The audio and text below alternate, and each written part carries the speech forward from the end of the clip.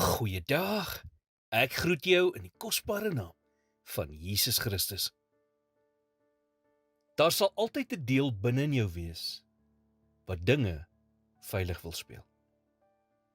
Nou jy kan 'n keuse maak, om nooit risiko's in jou lewe te neem nie. Maar dan sal jy nooit die suksesse, oorwinnings en bestemming ken, wat God vir jou lewe in store het nie. Dit verg moed, om jou Godgegewe drome na te jaag.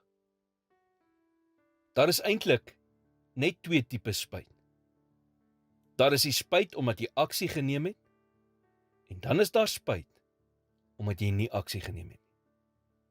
En die feit is, dat die meeste mense spyt is oor die geleenthede wat hulle kon benut het, maar te bang was om te benut. Geloof is om op God te vertrou. Maak nie saak hoe onmoontlik dinge lyk nie. God is lief vir dit wat onmoontlik lyk, want niks is vir hom onmoontlik nie. Kan jy nog onthou met die vermeerdering van die brood, toe Jesus die 5000 gevoed het in Matteus 14? Vers 20 en 21 sê, en almal het geëet en versadig geword, en hulle die oorskot van die brokstukke opgetel, 12 mandjies vol. En dit was omtrent 5000 manne wat geëet het, buiten die vroue en kinders. Kan die rede wees hoekom maar 12 mandjies oor was, dat daar vir elke twyfelende disipel 'n mandjie oorgebly het?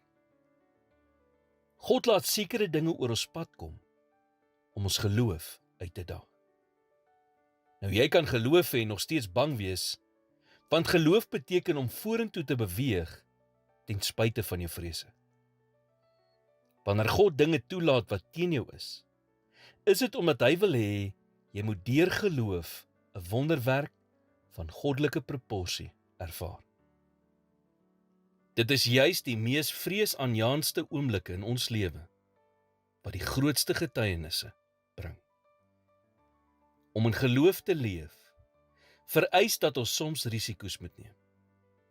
Dit beteken, dat jy soms een tree sal moet gee, nog voordat jy weet, wat die tweede tree is. Here, wys my wat die volgende stap is, wat ek in geloof moet neem. Ek wil nie 'n geleentheid misloop, wat U vir my het, omdat ek te versigtig is om 'n stap in geloof te neem, en U roepstem te volg nie.